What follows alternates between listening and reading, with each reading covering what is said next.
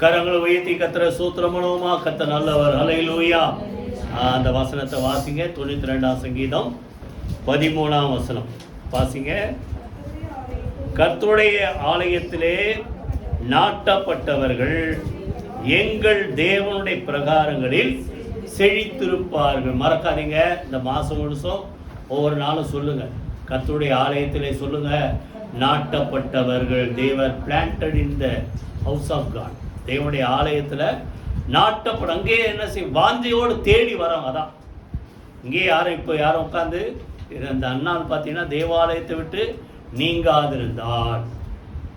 84 வயசு அந்த அம்மா லுக்கால இருக்கு. புரியுதா? அதை போல் யாரும் இங்கே வந்து உட்கார்ந்துருக்கிறது இல்லை.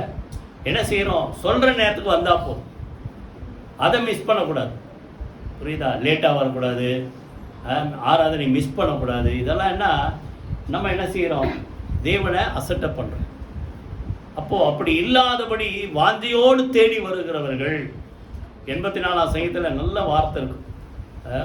கர்த்தருடைய ஆலய பிரகாரங்களின் மேல் என் ஆத்துமா வாஞ்சையும் தவனமுமாய் இருக்கிறது. உங்களுடைய வீட்டிலே வாசம் பண்ணுகிறவர்கள் பாக்கியவான்கள். 10ஆம் வசனத்தில் என்ன சொல்றாரு? புரியுதா? ஆகாமி கூடாரங்களில் வாசமாய் இருப்பதை பார்க்க தேவனுடைய ஆலயத்தில் காத்திருப்பதையே நான் செய்வேன். சொல்லுங்க, நான் தெரிந்து கொள்ள 1000 நாளை பார்க்க பிரகாரங்களில் செல்லும் ஒரே நாள். நிறைய வசனம். புரியுதா? அப்போ நல்லா கவனிங்க. தேவனுடைய ஆலயத்து மேலே வாஞ்சையோட யார் தேடி வரீங்களோ, நீங்கள் வர டைமை பார்த்தாலே அது வாஞ்சையோட வரீங்களா? ஒரு என்னது சொல்றது, வரணுமென்ற வரீங்களான்னு. வாஞ்சையோடு வந்தால் என்ன செய்வோம்? கரெக்ட் டைம் வரணும். அந்த வாஞ்சையோடு வந்தால் அந்த வாஞ்சையை கர்த்தர் பார்த்து உங்களை எல்லா வகையிலும் என்ன செய்வார்? சொல்லுங்க, திருப்தி ஆக்குவார். கையில வைத்து கர்த்தர் சூத்திரம் பண்ணுவோமா? எங்கள் தேவனுடைய பிரகாரங்கள் சொல்லுங்க, வாய்த்தர சொல்லுங்க, எங்கள் தேவனுடைய பிரகாரங்களில் செழித்திருப்பார்கள். தேடி வந்த உன்னை சொல்லுங்க, கர்த்தர் செழிக்க பக்கத்தில் விஷ் பண்ண சொல்லுங்க. தேடி வந்த உன்னை கர்த்தர் என்ன செய்வார்? சொல்லுங்க, ஆமா, செழிக்க செய்வார், குறைவில்லாமல் நடத்துவார். ஆலயத்தின் சம்பூர்ணத்தினால் திருப்தியாகும்.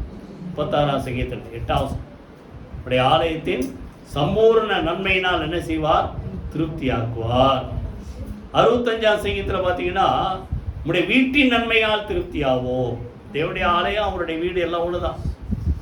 உங்களுடைய வீட்டின் நன்மையால் திருப்தியாகும். அந்த 4ஆம் வசனத்தில் இருக்கு. அங்க பாத்தீங்கன்னா இன்னொரு வார்த்தை இருக்கும். வாசிங்க அதை. 65 பிரகாரங்களில் வாசமா இருக்கும்படி நீ தெரிந்து கொண்டு செலக்ட் பண்றாரு. யாரெல்லாம் இங்க வரணும்ட்டு ஆண்டவர் செலக்ட் பண்றாரு. அது எவ்வளவு பெரிய ஒரு பாக்கியம் இல்லை? அதான் நான் ஏற்கனவே ஒரு தடவை சொன்னேன், இந்த ஜனத்தை நான் எனக்கென்று நான் ஏற்படுத்தி வைத்திருக்கிறேன், இவர்கள் என் துதியை சொல்லி வருவார். அப்போ தேவன் எத்தனை கோடி மக்கள் இன்னைக்கு உலகத்துல 800 கோடி மக்களுக்கு மேல, அத்தனை கோடி மக்களை ஒரு சின்ன கூட்டத்தை தெரிந்து கொண்டார். எதுக்கு?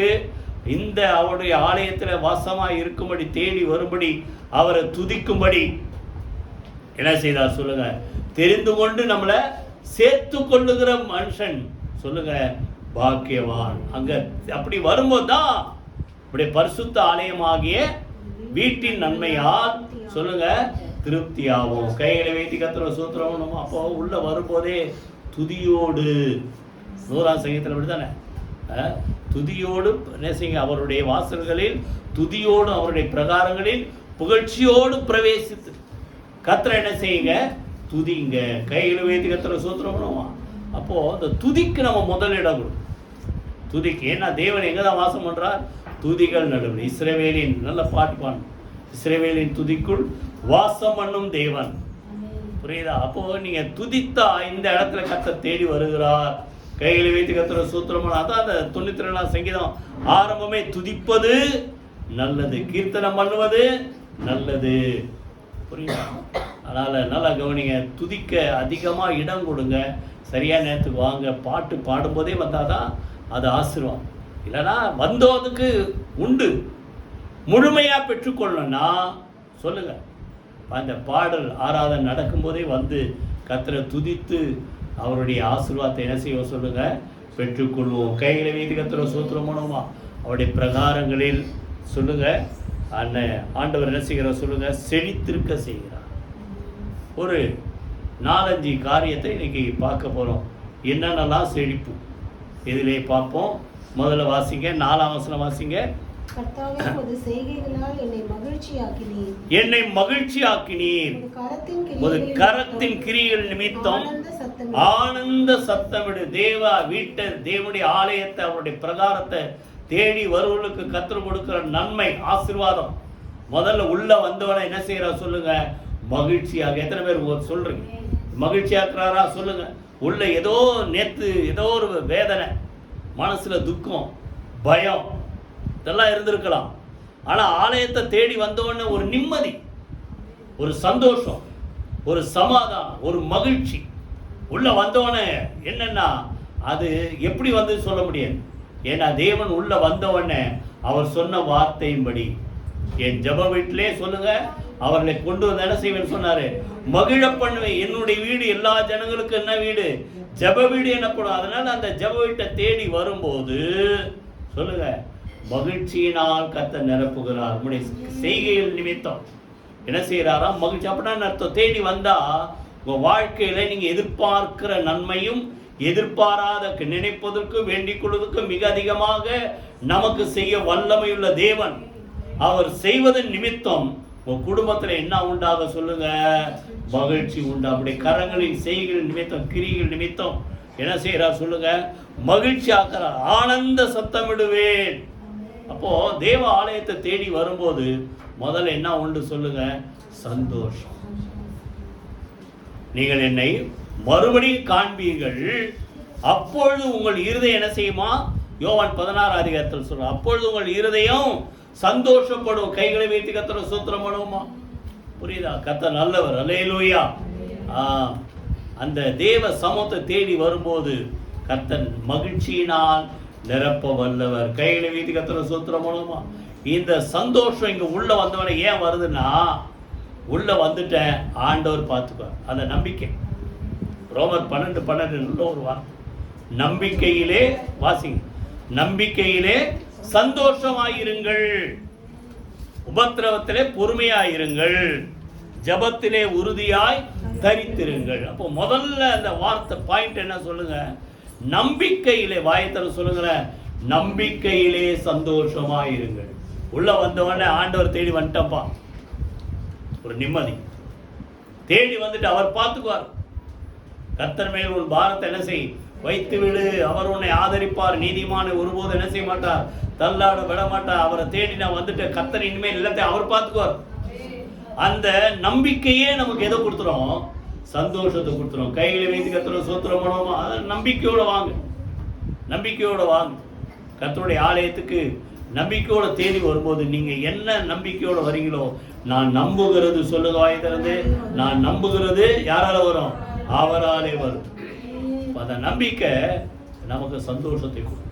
அப்போ தேவனுடைய பிரகாரத்துல தேடி வருகிற மக்களுக்கு ஆண்டவர் கொடுக்கிற முதல் ஆசீர்வாதம், முதல் நன்மை சொல்லுங்க, உள்ள வந்தவன் அவருடைய வார்த்தையின்படி சந்தோஷத்தினாலும் மகிழ்ச்சியினாலும் ஆனந்த சத் அவருடைய சமூகத்துல பரிபூர்ண குஞ்சல்ல எப்படி பரிபூர்ண ஆனந்தம் உண்டு. அவருடைய வலது பாரசத்துல சொல்லுங்க, நித்திய பேரின்பம் உண்டு. கையில வீதி கர்த்தரை ஸ்தோத்திரம் முதல்ல சொல்லுங்க, மகிழ்ச்சியினால் நிரப்புகிறார். ரெண்டாவது 12ஆம் வசனம் வாசிங்க. 12ஆம் வசனம், நீதிமான் பனையை போல செழித்து லீபனோனில் உள்ள கேதுருவை போல வளருவார். ரெண்டாவது பார்த்தீங்கன்னா அந்த செழிப்பு பின்னால நான் சொல்றேன், பனைய போல, ரெண்டாவது கேதுருவை போல வளருவார். பனைமரம் நல்ல பார்த்தா ஸ்ட்ராங்கான ஒரு மரம். அடுத்தது சொல்லுங்க, கேதுரு தான் இருக்கிறது ரொம்ப ஸ்ட்ராங். புரியுதா? தேவனுடைய ஆலயத்தை கட்டும் போது கேதுரு பலகை தான் வச்சு கட்டினாங்க. புரியுதா? அது மாத்திரமல்ல, அந்த என்ன சொல்றது, இருக்கிறது நல்ல உயரமா வளரக்கூடிய மரம், ரொம்ப நாள் நிலைத்திருக்கக்கூடிய ஒரு மரம் எதுன்னா கேதுரு. கேதுருவை போல ஒரு உறுதியை கத்த தருவார். உடைந்த உள்ளத்தை உள்ள தேடி வந்தவொடனே சொல்லுங்க, ஆண்டவர் மனசுல சொல்லுங்க என்ன செய்யறாரு சொல்லுங்க, ஒரு உறுதியை கத்த தருகிறார். கைகளை வைத்து கத்துற சூத்திரம் பண்ணுவோமா? ஆனா துன்மார்க்கருடைய நம்பிக்கை எப்படியா? புல்ல போல. 7ஆம் வசனத்தை நம்ம ஏற்கனவே அந்த சங்கீதம் படிக்கும்போது நான் ஏற்கனவே சொல்லிட்டேன், புல்லை போல சீக்கிரமா வளரும். அடுத்தது சீக்கிரமாக காஞ்சி போடும், இருந்த இடம் தெரியாமல் அழிஞ்சிடும். ஆனால் நம்ம வாழ்க்கை அப்படி இல்லை, புரியுதா? நீதிமான் சொல்லுங்க நித்திய கீர்த்தி உள்ளவன். கையில் வைத்து கத்துற சோத்திரம் போனோமா? ஆமாம். புல் என்ன செய்தான்? அதை அந்த முந்தின சங்கீதத்தில் 90ஆம் சங்கீதத்தில் இருக்கும். அவர்கள் எப்படி இருக்கிற காலையிலே 6ஆம் வசனத்தில் அந்த புல்லை குத்து, காலையிலே முளைக்கிற புல்லுக்கு ஒப்பா இருக்கிறார்கள். 5ஆம் வசனம். 6ஆம் வசனத்தில் அது அந்த புல்லு காலையிலே முளைத்து சாயந்திரம் மாலையிலே அறுப்புண்டு உலர்ந்து ஒரே நல்ல வாழ்க்கை முடிஞ்சிச்சு. ஆனால் நீதிமானுடைய வாழ்க்கை அப்படி இல்லை, நித்தியமானது. சொல்லுங்க வாய் திறந்து. இங்கே நம்ம வாழ்க்கை முடிந்தாலும் நம்ம எத்தனை வருஷம் வாழ்றது பெருசு இல்லை. 70, 80, 50, 60, 100 அது இல்லை. அதற்கு பிறகு நித்தியமான ஒரு வாழ்க்கை நமக்கு உண்டு. கேதுரு போல நிலைத்திருக்கிற ஒரு வாழ்க்கை உண்டு. கையில வைத்து கத்துற சூத்திரம் மனோமா. நீதிமான் சொல்லுங்க நித்திய கீர்த்தி உள்ளவன், பேர் நிலைத்திருக்கும். அவன் பேர் சொல்லுங்க. இன்னைக்கும் சொல்றாருல, ஆபேல் மரித்தும் இருக்கா, ஆபேல் மரித்தும் இன்னும் பேசுகிறான். நோவா பத்தி இன்னும் பேசுறோம், ஆபிரகாம் பத்தி இன்னும் பேசுறோம். இல்ல ஏன்? அவங்களாம் அப்படி நீதிமானா வாழ்ந்தாங்க. அப்போ தேவனுடைய பிரகாரத்தை தேடி வாஞ்சியோடு வருகிற மக்கள் அவருடைய வாழ்க்கை சொல்லுங்க நிலைத்திருக்கும். சீக்கிரமா அழிந்து போவதல்ல, நிலைத்திருக்கிற ஒரு வாழ்க்கை. சங்கீதத்தில் நீதிமொழிகள் 14ஆம் அதிகாரம் 11ஆம் வசனம். யார் ஒருத்தர் வாசிங்க.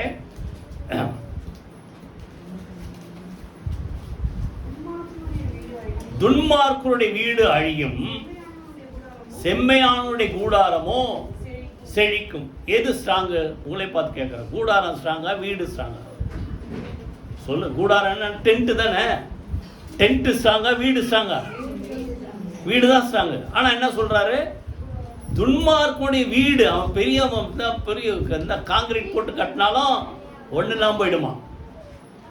ஆனால் செம்மையானவன், தேவனுக்கு பயந்து உண்மையாக நடக்கிற மக்கள், அவனுடைய கூடாரமாக இருந்தாலும் அந்த கூடாரம் என்ன சொல்லுங்க?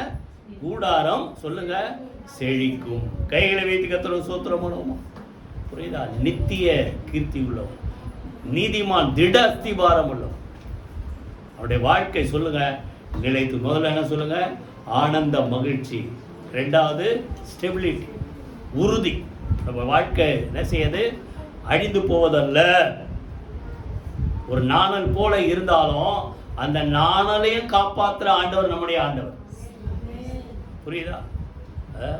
அந்த 12ஆம் அதிகாரம் தானே. யாராவது ஒருத்தர் வாசிங்க. மத்தேயு 12:20.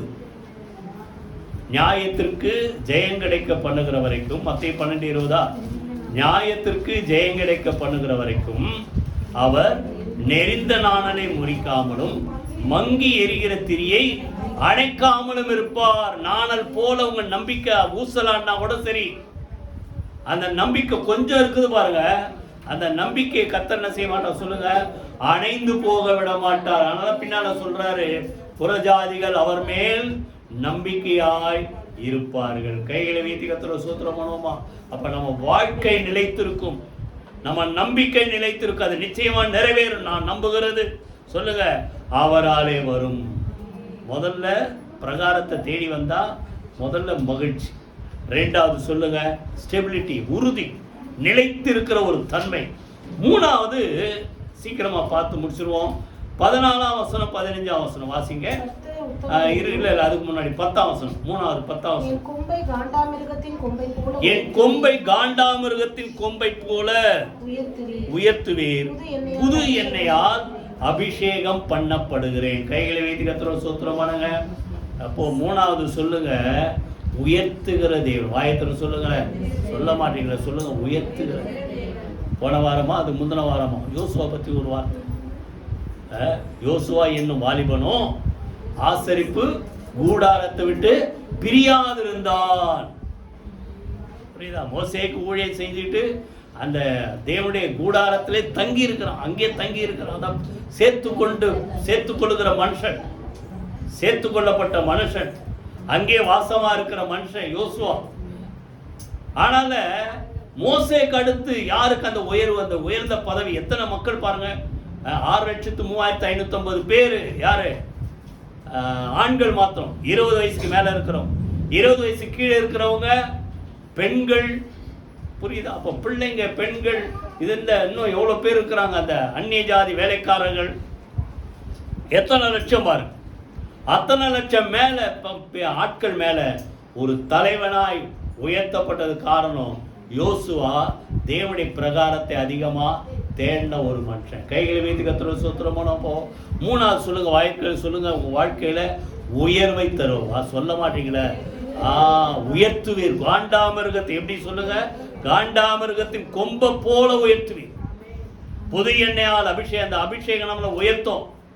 உங்களுடைய தயவினால் எங்கள் கொம்பு உயருமா, தேவனுடைய வார்த்தை. அப்போ நம்ம திறமை இல்லை, கர்த்தரை தேடி அவரே நீங்க நம்பி அவரே சார்ந்து கொண்டு இருந்தா அவருடைய தயவு உங்களை என்ன செய்ய சொல்லுங்க, உயர்த்தும். ஆனா ஒரு காலம் உண்டு, அது வரைக்கும் நீங்க என்ன செய்யக்கூடாது, நீங்களா குறுக்கு வழியில போய் எதுவும் பண்ணாதீங்க. பொறுமையா காத்திருங்க. உயர்வுக்கு என்ன வேணும் சொல்லுங்க, பொறுமையா காத்திருக்கணும். அது வரைக்கும் நீங்களா ஏதாவது ட்ரை பண்ணி அப்படி பண்ணலாம் இப்படி பண்ணலான்னா அது கடைசியில மோசமாயிடும். அதான் சொல்றாரு, ஏற்ற காலத்தில் தேவன் உங்களை உயர்த்தும்படிக்கு சொல்லுங்க, அவருடைய பலத்த கரத்துக்குள் என்ன செய்யுங்க சொல்லுங்க, அடங்கி இருங்க. புரியுதா? கர்த்தர் சொல்லுங்க, காண்டாமிருகத்தின் கொம்பை போல என்ன செய்வார் சொல்லுங்க, உயர்த்துவார், உயர்வை தருவார். எந்த வகையில சொல்லுங்க, உங்களுக்கு அதாவது நீங்க தான் அந்த இடத்துக்கு வரணும்னு ஆண்டவர் செலக்ட் பண்ணிட்டாருன்னா அது அடுத்து யாரு என்னதான் அவன் எப்பேற்பட்ட ஆளா இருந்தாலும் சரி உங்களுக்குன்னு வச்சிருக்கிறது. யோபு சொல்றார், பாடுகள் மத்தியில சொல்றார், எனக்கு சொல்லுங்க, எனக்கு குறித்திருக்கிறதை சொல்லுங்க அவர் என்ன செய்வார் சொல்லுங்க, கர்த்தர் நிறைவேற்றுவார். புரியுதா? அப்ப உங்களுக்குன்னு கர்த்தர் வச்சிருக்கிறார்னா அதை வேற யாருக்கும் கொடுக்க மாட்டார். ஏன்னா நான் பைபிள் படிக்கும் நிறைய வசனத்தை வரும்போது மனசுல அவ்வளோ ஒரு சந்தோஷம். சவுல என்ன சொல்றாரு, இவன் தான் ராஜா அப்படின்ட்டு ஆண்டவர் செலக்ட் பண்ணிட்டார். சாமுவேலை தேடி போறார். அங்கே போன உடனே ஒரு விருந்து சவுலுக்கு, அங்கே ஒரு விருந்து, பலி விருந்து இருக்குது. அப்போது சாமுவேல் ஒரு வார்த்தை சொல்லுவார், அந்த முன்னந்தோடைய வச்சு எடுத்து வந்து கொடுத்து, அதாவது அந்த பலி விருந்திலே ஸ்பெஷலான பங்கு எதுனா முன்னந்தோடை. இல்லை நீங்கள் கடைக்கு போனால் என்ன கறி வாங்குறீங்க, என்ன கறி, லெக் பீஸ். சிக்கனில் வாங்கினாலும் சரி, மட்டனில் வாங்கினாலும் சரி.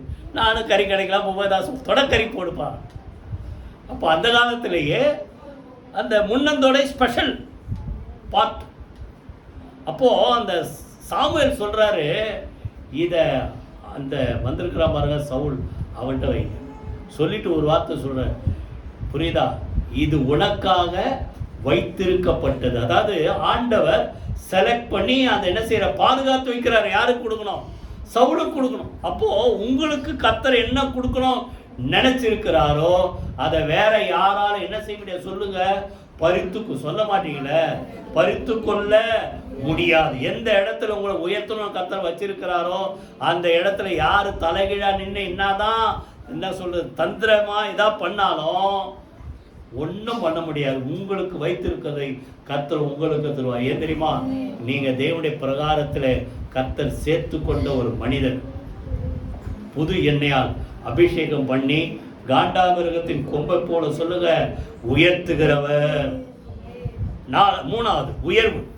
நாலாவது 17ஆம் வசனம் 15 2 வசனத்தை வாசிக்க. 14-15 கர்த்தர் உத்தமர் என்றும் அவரிடத்தில் அநீதி இல்லை என்றும் என் கண்மலையாகி அவரிடத்தில் அநீதி இல்லை என்றும் விளங்க பண்ணும்படி அவர்கள் முதிர் வயதிலும் கனி தந்து புஷ்டியும் பசுமையுமாய் இருப்பார். கைகளை வைத்து கர்த்தரை ஸ்தோத்திரம் பண்ணுங்க. அப்போ தேவனுடைய ஆலயத்தில் சேர்த்து கொண்ட மனிதர்கள், சேர்த்து கொள்ளப்பட்ட மனிதர்கள், அவர் நல்லவர் என்றதை எப்படி காட்டுறாரா, முதிர் வயசானா கூட நீங்க எப்படி இருப்பீங்க, படிக்க சொல்ல மாட்டீங்களா? முதல்ல சொல்லுங்கள் புஷ்டி சொல்லுங்க.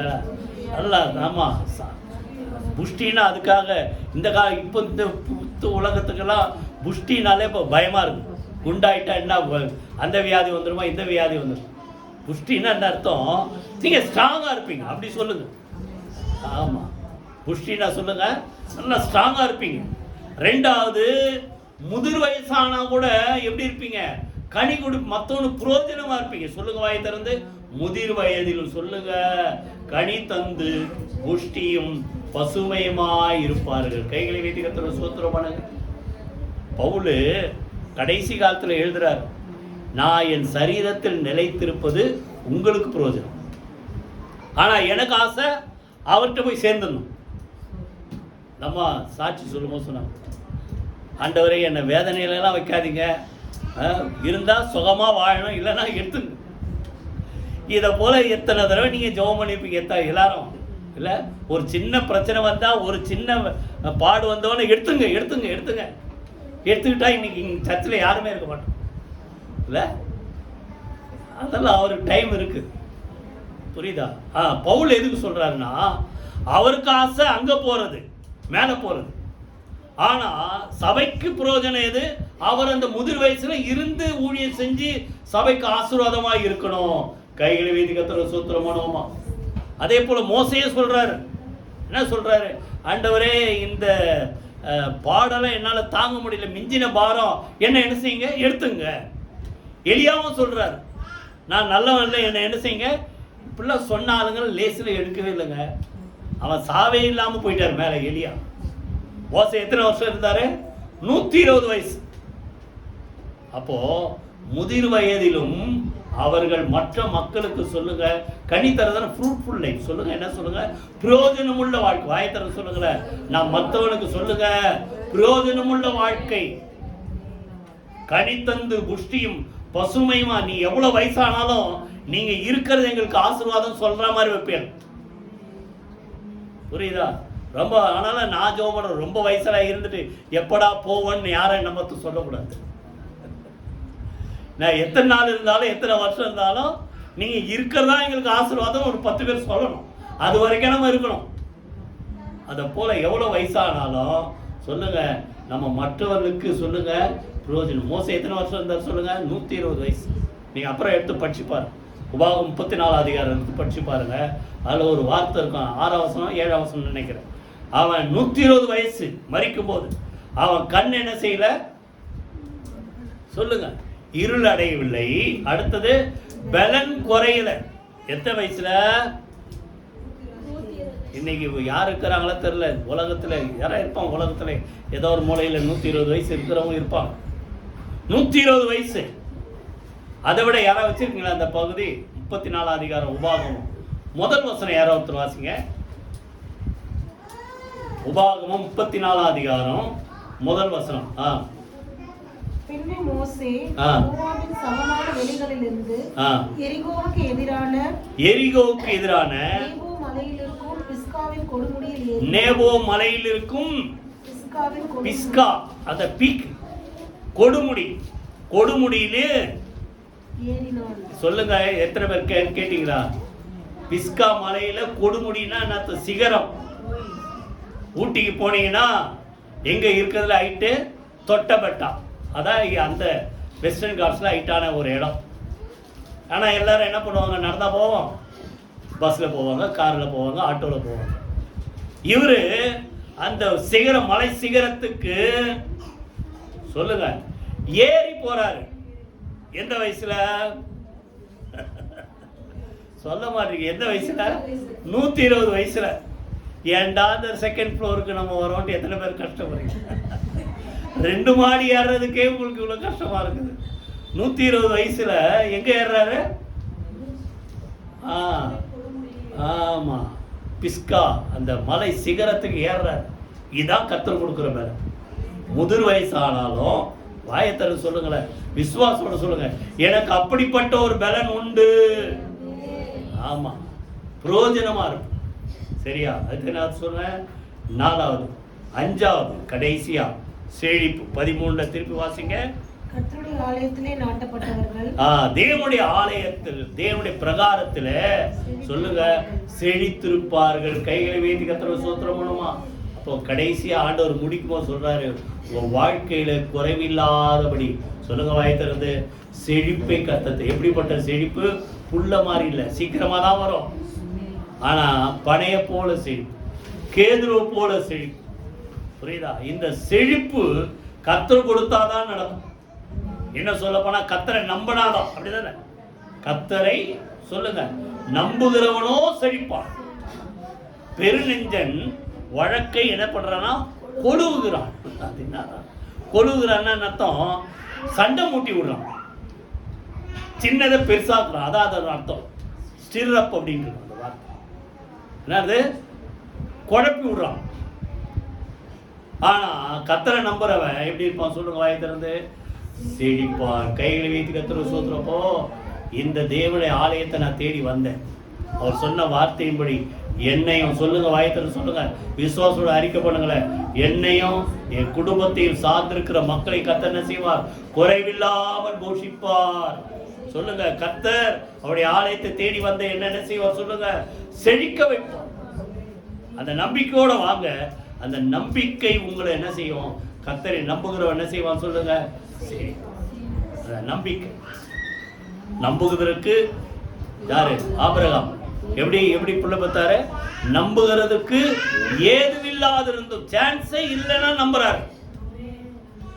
யோபு கஷ்டத்தின் மத்தியிலே, பாடுகள் மத்தியிலே அவர் சொல்றாரு, என் உடம்புல கொஞ்சம் சதை இருக்குதான், பல்லோட கொஞ்சம் ஒட்டிக்கிட்டு இருக்குதான். அந்த நிலைமையில சொல்றாரு, எனக்கு வரது வரட்டும்.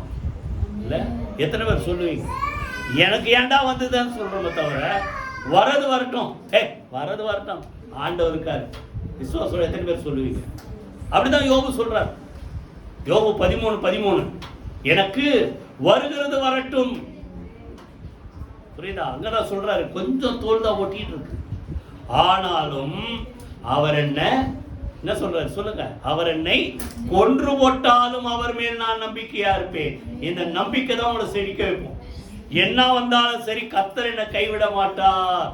என்ன வந்தாலும் சரி, கர்த்தர் கூட இருக்கிறார். கர்த்தர் எல்லாவற்றையும் பார்த்துக் கொள்வார். நம்புறீங்க பாருங்க, அந்த நம்பிக்கை உங்கள் வாழ்க்கையை என்ன செய்ய சொல்லுங்க? செழிப்பாக்கு. எப்படிப்பட்ட செழிப்பு? பனையை போல, அடுத்தது கேதுருவை போல, புல்ல போல, சீக்கிரம் வந்து சீக்கிரம் வாடி போறது. புரியுதா? நிலைத்திருக்கிற ஒரு செழிப்பு. கைகளை வைத்து கர்த்தரை சோத்திரம் மூலமா. ரெண்டாவது, உங்க வாழ்க்கை செழித்து இருக்கணும்னா ஒரே ஒரு வசனம் வாசி முடிச்சிருவோம். நீதிமொழிகள் 11:25. யாராவது வாசிங்க. நீதிமொழிகள் 11:25. உதார குணமுள்ள ஆத்துமா செழிக்கும், எவன் தண்ணீர் பாய்ச்சுகிறானோ அவனுக்கு தண்ணீர் பாய்ச்சப்படு. அதான் ஊர்ல சொல்லுவாங்க, இறைக்கிற கிணறு தான் சொரம்.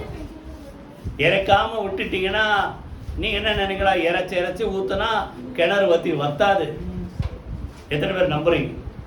கொடுக்க தான் பெருகும். செல்வம் என்பது ஒரு இடத்துல நிக்கிறதுக்கு இல்லை. புரியுதா? அது என்ன செய்யணும் சொல்லுங்க? போயிட்டே இருக்கணும். ஒரு இடத்துல நின்னா அது என்னதும் கடைசியில் அது உயிரை வாங்கும். யாக்கோபு 5 அப்புறம் வீட்டில் படிச்சு பாருங்க. முதல் வசனம், கடைசி நாளில் எதை சேர்த்தீங்க? பொக்கிஷத்தை சேர்த்தீங்கள, சேர்த்து வைக்காத. கர்த்தர் என்ன சொல்றாரு? உதார குணமுள்ள ஆத்துமா செழிக்கும், எவன் தண்ணீர் பாய்ச்சுகிற, யார் கொடுக்கிறானோ அவனுக்கு தான் தண்ணீர் பாய்ச்சும். பின்னால சொல்றாரு, தானியத்தை கட்டி வைக்கிறவனை ஜனங்கள் சபிப்பார்கள், விக்கிரவனுடைய தலையின் மேல் சொல்லுங்க ஆசீர்வாதம் தங்கும். கைகளை வைத்து கர்த்தரை சோத்திரம். உங்க வாழ்க்கை செழிப்பா இருக்கணும், கொடுத்துக்கிட்டே இருங்க. கொடுத்து நான் ஓட்டாண்டி ஆயிடுவேன்னு பயப்படாது. கொடுக்க நீங்க நல்லா தான் இருப்பீங்க. நான் சொல்ற எத்தனை பேர் நம்புறீங்க? நம்புறவங்க மாத்த கை வைத்து சொல்லுங்க, கொடுத்தாதான் நான் நல்லா இருப்பேன். சொல்ல மாட்டீங்களா? ஆமா, கொடுத்தாதான் நல்லா இருப்பேன். புரியுதா? உதார குணமல்ல ஆத்துமா செழிக்கும். ஏன்னா ஏழைக்கு கொடுக்கிறவன் கர்த்தர் என்ன செய்யறான்? கனம் பண்ணுகிறான். ஒரு வசனம் வாசிங்க, நீதிமொழிகளிலே 14:31. யாராவது வாசிங்க 14:31.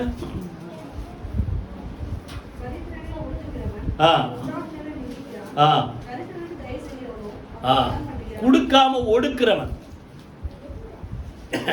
யாரை நிந்திக்கிறான்?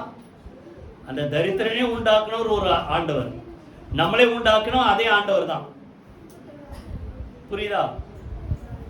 உனக்கு வசதி வாய்ப்பு இருந்தா அது ஒரு கிருபை. இந்த கிருபை இந்த யாரு மொத்தையா சொல்றாரு பாருங்க, இந்த காலத்தில் நீ மௌனமாயிருந்தா வேற ஒருத்தர் மூலமாக ரட்சிப்பு வரும். ஒருவேளை உனக்கு இந்த வசதி வாய்ப்பு ஏன் வந்ததுன்னா, இந்த காலத்தில் இந்த ஜனங்களுக்கு நீ உதவியா இருக்கிறதுக்காக தான் உனக்கு அந்த மேன்மை, ராஜ மேன்மை கிடைச்சிருக்கலாம். அப்போ உங்களுக்கு ஒரு வசதி வாய்ப்பெல்லாம் தேடி வருதுன்னா, உங்களை வச்சு 10 பேர் ஆண்டவர் ஆசீர்வதிக்கணும்னு கர்த்தர் சித்தமா வச்சு உங்களுக்கு அதை கொடுத்துருக்கிறார். ஆனா நீங்க என்ன பண்றீங்க, எனக்கு எனக்கு எனக்குன்னு வச்சுன்னா கர்த்தர் என்ன செய்வார், அது ஒரு நாள் ஒண்ணு இல்லாம போய். எத்தனை பேர் புரியுது? அப்போ தரித்திரனை ஒடுக்குகிறவன் சொல்லுங்க, தேவன் என்ன செய்யறான், அசட்டை பண்ணுகிறான். வாசிங்க தொடர்ந்து. ஆமா, இறங்குகிறவனும் அவர் என்ன செய்யறான் சொல்லுங்க, கர்த்தரை நீங்க கொடுத்தா கர்த்தரை கனம் பண்ணு. மத்திய 25 அதிகாரத்தில் அதான் சொல்றார். 2 பக்கமா பிரிச்சுருவார். வலது பக்கத்தில் இருக்கவனை பார்த்து என்ன சொல்லுவாரு, பிதாவினால் ஆசீர்வதிக்கப்பட்டவர்களே வந்து என்ன செய்யுங்க, உங்களுக்கு என்று ஆயத்தம் பண்ணப்பட்டிருக்கிற ராஜ்யத்தை சுதந்திரித்துக் கொள்ளுங்கள். இடது பக்கம் இருக்கிற பார்த்து என்ன சொல்றாரு, சபிக்கப்பட்டவர்களே பிசாசுக்காக அவனுக்காக ஆயத்தம் பண்ணப்பட்ட நித்திய அக்கினியில போய் பங்குடைங்க. என்ன தப்பு, இவன் என்ன தப்பு பண்ணா, இவன் என்ன நல்லது செஞ்சான்? ஒரு ஏழை எளிய மக்களுக்கு அவன் சாப்பாடு இல்லாம தான் அவன் சாப்பாடு கொடுத்தான். தாகமா இருந்தா தாகத்தை தீர்த்தான். ட்ரெஸ் இல்லாம தான் ட்ரெஸ் கொடுத்தார். வியாதியா இருந்தா போய் பார்க்க வந்தார்.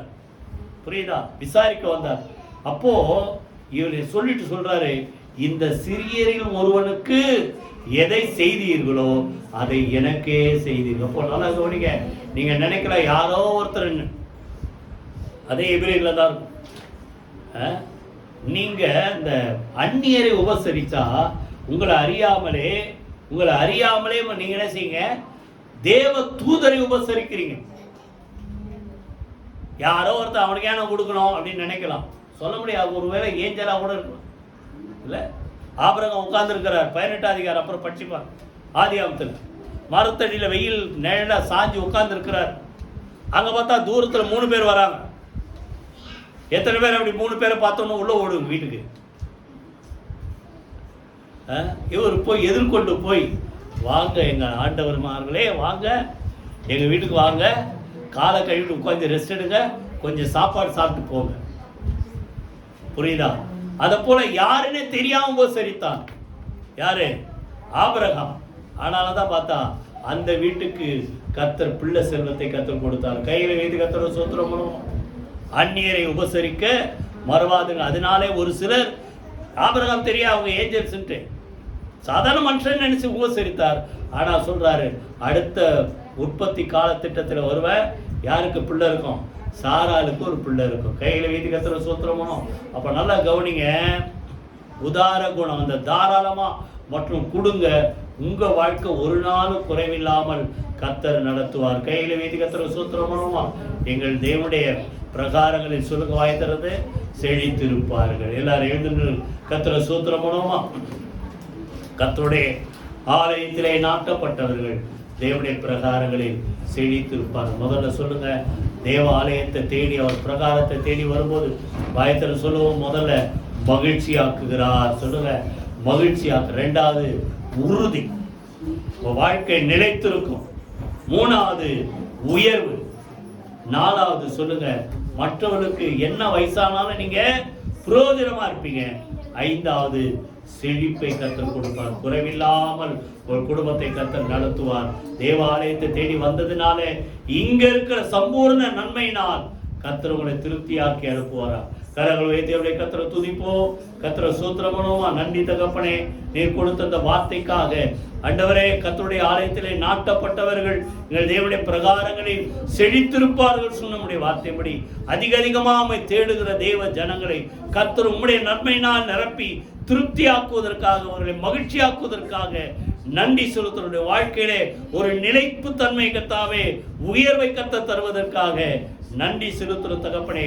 அநேகமாயிரம் மக்களுக்கு பிரயோஜனமுள்ள மக்களாக பலன் குன்றாதபடி பாதுகாப்பதற்காக நன்றி செலுத்துகிறோம்.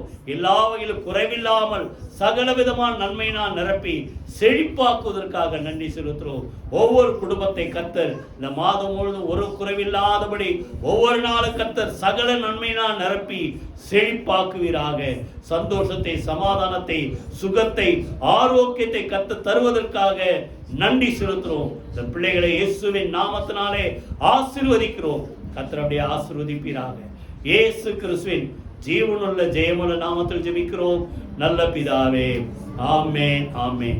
நம்முடைய கர்த்தராகிய இயேசு கிறிஸ்துவின் கிருபை, பிதாவை இதைவிடைய அன்பும் பரிசுத்த ஆவியானவருடைய அந்யோன்ய ஐக்கியமும் நம் அனைவரோடு சகல பரிசுத்த அனைவரோடும் ஆண்டவராகிய இயேசு கிறிஸ்து வருகப்பட்டு இருப்பதாக. ஆமென். என் ஆத்துமாவே கர்த்தரை ஸ்தோத்திரி, என் உள்ளமே அவருடைய பரிசுத்த நாமத்தை ஸ்தோத்திரி. என் ஆத்துமாவே கர்த்தரை ஸ்தோத்திரி, அவர் செய்த சகல உபகாரங்களை மறவாதே. ஆமென், ஆமென். God bless you.